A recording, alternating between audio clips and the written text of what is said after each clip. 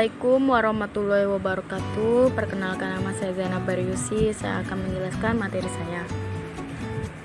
Secara ontologi, menurut UU nomor 20 tahun 2003, Pendidikan Kewarganegaraan atau biasa disingkat PKN, secara ontologi merupakan usaha untuk membekali peserta didik dengan pengetahuan dan kemampuan dasar berkenaan dengan hubungan warga negara serta pendidikan pendahuluan bela negara agar menjadi warga negara yang dapat diandalkan oleh bangsa dan negara.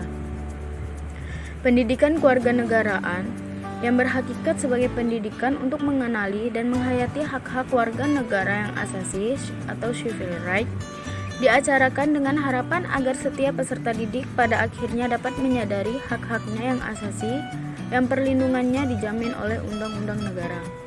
Ciri-ciri dari PKN antara lain yang pertama, materinya berupa pengetahuan dan kemampuan dasar hubungan warga negara dengan PPBN atau Pendidikan Pendahuluan Bela Negara. Yang kedua, bersifat interdisipliner. Yang ketiga, bertujuan bagaimana membentuk warga negara yang dapat diandalkan oleh bangsa dan negara. Dari pengertian dan ciri-ciri PKN di atas dapat diartikan bahwa PKN merupakan mata pelajaran yang bertujuan membentuk karakteristik warga negara dalam hal terutama membangun bangsa dan negara dengan mengandalkan pengetahuan dan kemampuan dasar dari pembelajaran PKN dengan materi pokoknya demokrasi politik atau peranan warga negara dalam berbagai aspek kehidupan. Pendidikan kewarganegaraan menjadi penting ketika pemerintah menetapkan PKN menjadi salah satu mata pelajaran yang diwajibkan untuk dimuat dalam kurikulum sekolah. Hal ini dapat dilihat dalam UU nomor 20 tahun 2003 yang antara lain mewajibkan isi kurikulum wajib memuat pendidikan kewarganegaraan yang pada prinsipnya bertujuan membentuk good citizenship dan menyiapkan warga negara untuk masa depan. Selanjutnya, hakikat pendidikan kewarganegaraan adalah upaya sadar dan terencana untuk mencerdaskan kehidupan bangsa bagi warga negara dengan menumbuhkan jati diri dan moral bangsa sebagai landasan pelaksanaan hak dan kewajiban dalam bela negara demi kelangsungan kehidupan dan kejayaan bangsa dan negara. Tujuan pendidikan kewarganegaraan adalah mewujudkan warga negara sadar bela negara berlandaskan pemahaman politik kebangsaan dan kepekaan mengembangkan jati diri dan moral bangsa dalam peri kehidupan bangsa. Adapun perubahan lewat proses pendidikan yang dimaksudkan adalah perubahan yang tersimak dalam wujud bertambahnya pengetahuan dan kesadaran serta kepekaan seseorang akan hak-haknya yang asasi dan hak-hak sesama warga atau sesama manusia yang ditemui dalam kehidupan. Sekian dari saya, terima kasih. Baik, selanjutnya saya akan melanjutkan penjelasan pendidikan kewarganegaraan secara epistemologi. Pendidikan kewarganegaraan secara epistemologi mengandung pengertian sebagai citizenship education secara substantif dan pedagogis didasari untuk mengembangkan warga negara yang cerdas dan baik untuk seluruh jalur dan jenjang pendidikan. Sampai saat ini, bidang itu sudah menjadi bagian inheren dari instrumentasi serta praksis pendidikan nasional Indonesia dalam 5 status. Yang mana status pertama sebagai mata pelajaran di sekolah, yang kedua sebagai mata kuliah di perguruan tinggi, yang ketiga sebagai salah satu cabang pendidikan disiplin ilmu pengetahuan sosial dalam kerangka program pendidikan guru. Yang keempat sebagai program pendidikan politik yang dikemas dalam bentuk penataran, pedoman penghayatan, dan pengamalan Pancasila atau sejenisnya yang pernah dikelola oleh pemerintah sebagai suatu crash program. Yang kelima, sebagai kerangka konseptual dalam bentuk pemikiran individual dan kelompok pakar terkait yang dikembangkan sebagai landasan dan kerangka berpikir mengenai pendidikan kewarganegaraan dalam status pertama, kedua, ketiga, dan keempat. Pendidikan kewarganegaraan pada dasarnya digunakan dalam pengertian yang luas seperti citizenship education atau education for citizenship yang mencakup pendidikan kewarganegaraan dalam lembaga pendidikan formal. Dalam hal ini di sekolah dan dalam program pendidikan guru, dan di luar sekolah, baik yang berupa program penataran atau program lainnya yang sengaja dirancang atau sebagai dampak pengiring dari program lain yang berfungsi memfasilitasi proses pendewasaan atau pematangan sebagai warga negara Indonesia yang cerdas dan baik. Di samping itu, juga konsep pendidikan kewarganegaraan digunakan sebagai nama suatu bidang kajian ilmiah yang melandasi dan sekaligus menaungi pendidikan kewarganegaraan sebagai program pendidikan demokrasi.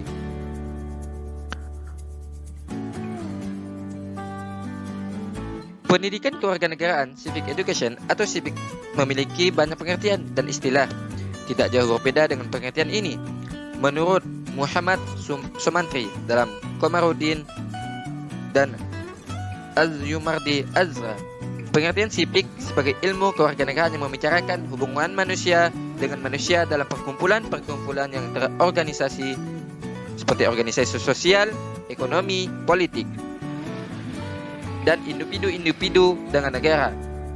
Menurut Edmondson dalam Hidayat dan Azra menyatakan bahwa makna civic selalu didefinisikan sebagai sebuah studi tentang pemerintahan dan kewarganegaraan yang terkait dengan kewajiban, hak, dan hak-hak istimewa warga negara. Pengertian ini menunjukkan bahwa civic merupakan cabang dari ilmu politik, sebagaimana tertuang dalam Dictionary of Education. Istilah lain yang hampir sama maknanya dengan civic adalah citizenship. Dalam hubungan ini, Stanley Limon seperti dikutip Sumantri dalam Komarudin dan Az-Yumardi Azra menjelaskan rumusan sebagai berikut. Citizenship sebagaimana berhubungan dengan kegiatan-kegiatan sekolah mempunyai dua pengertian dalam arti sempit. Citizenship hanya mencakup status hukum warga negara dalam sebuah negara, organisasi pemerintah, mengelola kekuasaan, hak-hak hukum, dan tanggung jawab. Dari perspektif ini, civic dan citizenship erat kaitannya dengan urusan warga negara dan negara. Istilah civic education oleh banyak ahli diterjemahkan ke dalam bahasa Indonesia dengan pendidikan kewarganegaraan atau pendidikan kewargaan. Penggunaan nama pendidikan kewargaan tidak lepas dari realitas empiris bangsa Indonesia saat ini yang masih awam tentang demokrasi. Lebih dari sekedar pendidikan kewarganegaraan yang umumnya dikenal sebagai pendidikan demokrasi, pendidikan kewargaan memiliki dimensi dan orientasi pemberdayaan warga negara melalui keterlibatan guru dan siswa dalam praktik berdemokrasi langsung sepanjang perkuliahan. Hal ini menjadi titik tekan pendidikan kewargaan.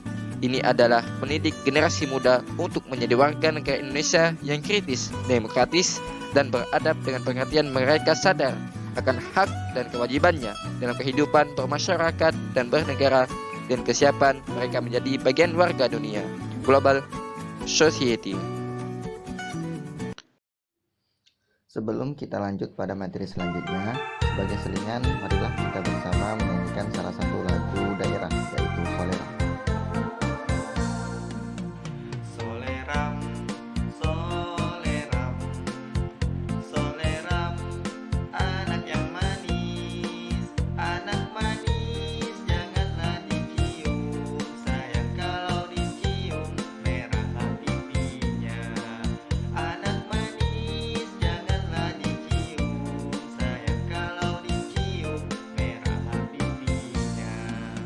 Satu, dua, tiga, dan empat, lima, enam, tujuh, delapan.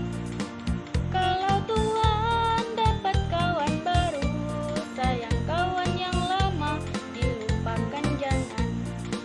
Kalau Tuhan dapat kawan baru, sayang kawan yang lama dilupakan jangan. Soleram,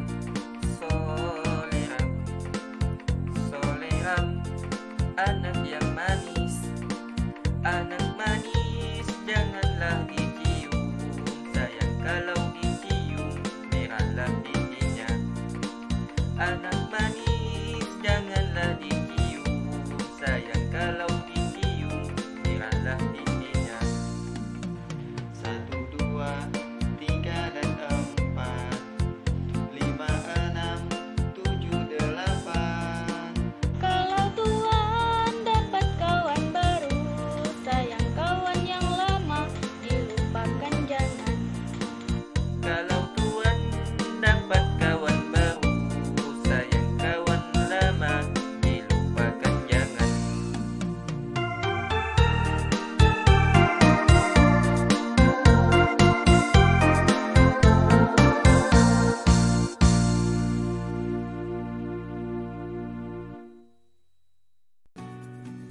Assalamualaikum warahmatullahi wabarakatuh.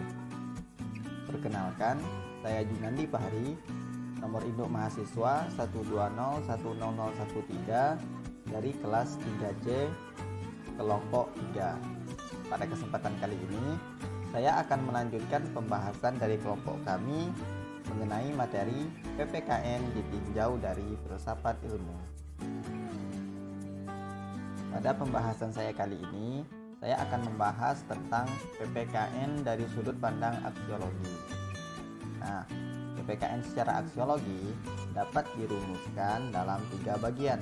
Yang pertama, visi, yang kedua misi, dan yang ketiga kompetensi. Yang pertama yaitu visi.